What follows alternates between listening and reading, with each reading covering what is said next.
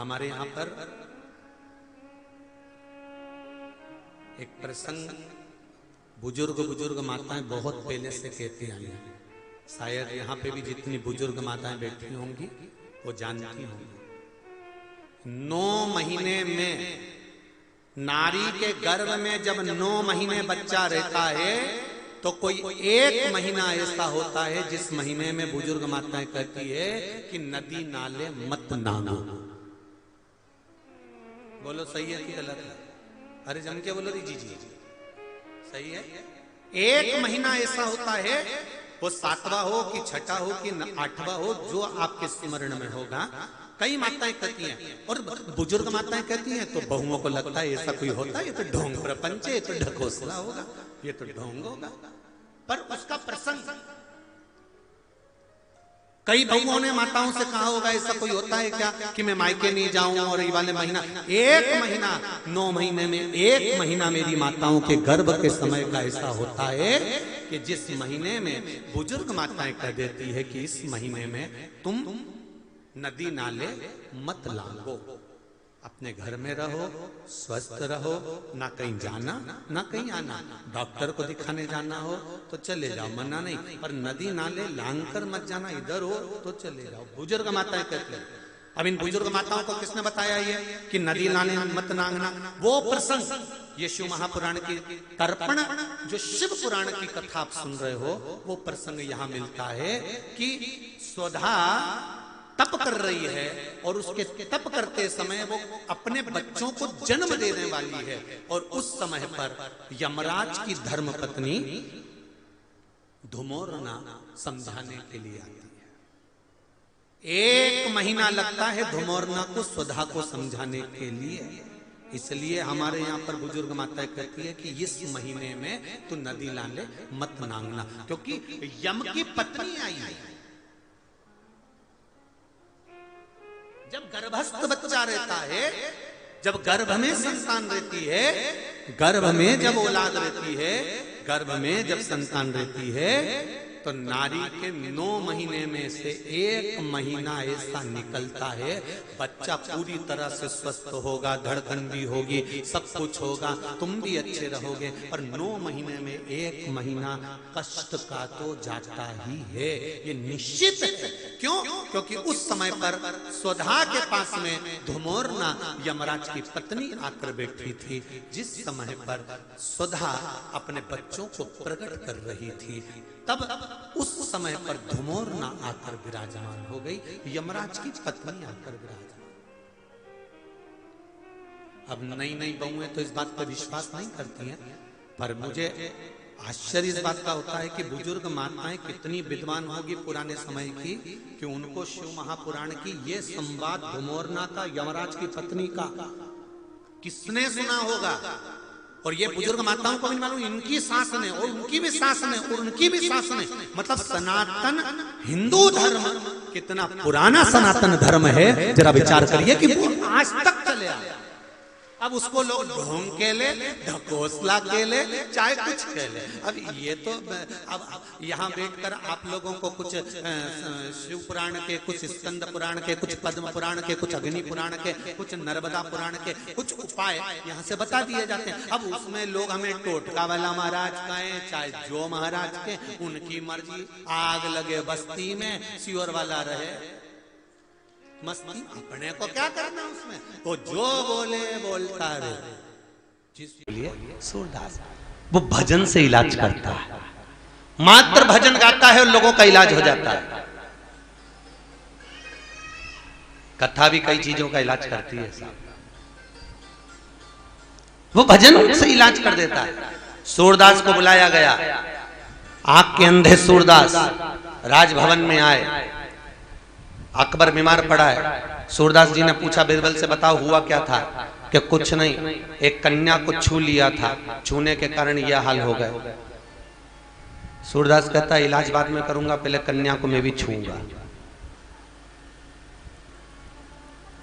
इलाज बाद में करूंगा, पहले उस कन्या को एक बार छूकर मैं भी देखूंगा।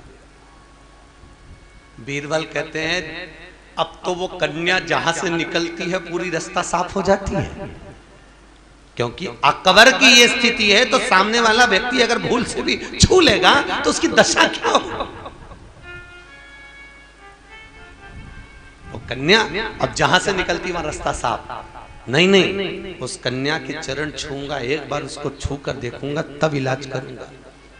और सूरदास दरवाजे से बाहर निकल रहे थे, वो कन्या प्रवेश कर रही थी। प्रवेश करते ही कन्या आवाज लगाकर बोली, क्यों रे अंधे, यहां कैसे आ गया? सूरदास जी बोले, ललिता तुम यहां? मुझे लगता है तुम्हें छुआ होगा, इसलिए उसका यह हाल हुआ होगा, क्योंकि मैंने भी छुआ था, आंख से अंधा हो गया था, उसने छुआ होगा।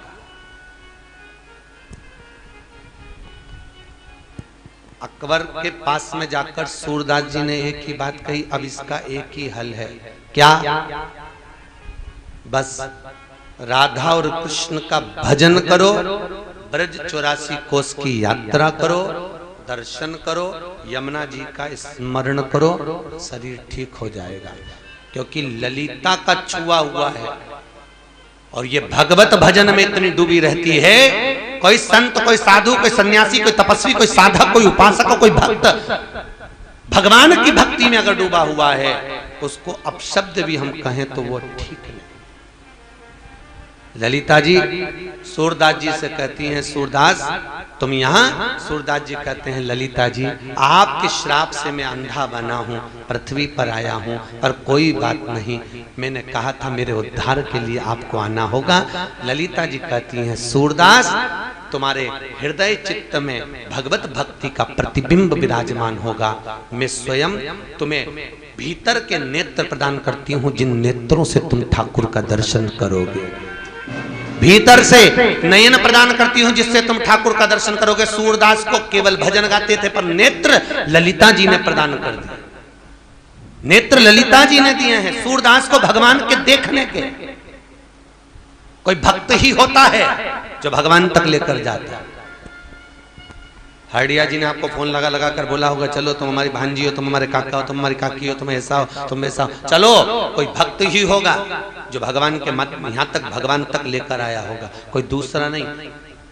तुम्हारा मन नहीं भी करे तो भी मन, कहीं तुमने टीवी पे सुन लिया होगा, देख लिया होगा, चलो सुखताल में कथा हो रही गुरु जी की, चले अपन, तो कहीं कोई भक्त होगा, कोई ने प्रेरणा दी, कोई पत्नी ने कहा होगा सुखताल कथा हो रही, चल, कोई पति ने कहा होगा चलो अपन चलते हैं कथा सुनकर आएंगे, कोई बहन ने कहा, कोई रिश्तेदार ने, कोई नातेदार ने। कई ऐसी माताएं आई हैं जो अकेली भी आई हैं, कोई लेडीसें अकेली आई हुई हैं। क्यों? विश्वास प्रबल होगा,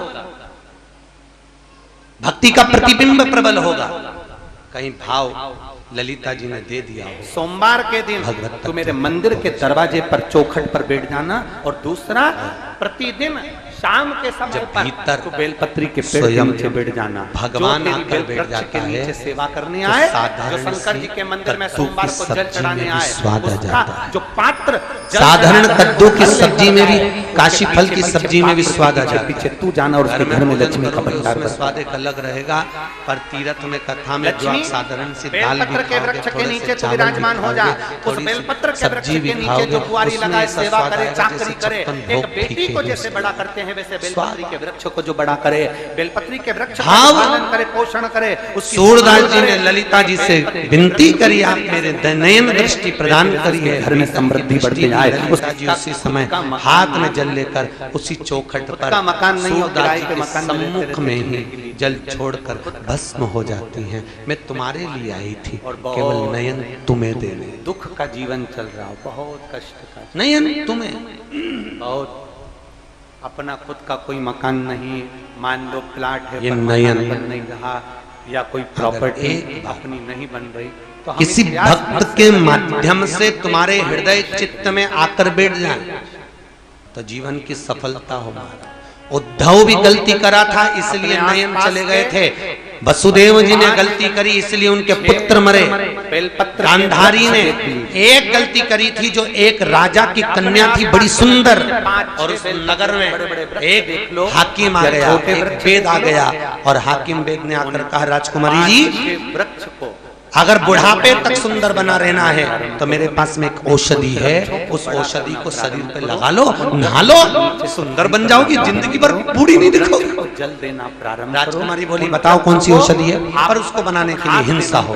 राजकुमारी ने कहा भले हिंसा करो पर मुझे बुढ़ापे में बुद्धि नहीं होना, सुंदर बनना। हिंसा करो, कर दो, मेरे लिए औषधि बनाओ, कर दो। क्या हिंसा होगी? राजकुमारी जी 100 केचुओं को लाकर उनको पीस कर उसका मलहम बनाना पड़ेगा। गोद ले लो, गोद लेना मतलब मैं इसकी सेवा करूंगा, मैं इसमें जल दूंगा, मैं इसके खाद दूंगा, मैं इसकी सेवा करूंगा। पिसवाकर मलहम बना, राजकुमारी ने शरीर पर लगाया।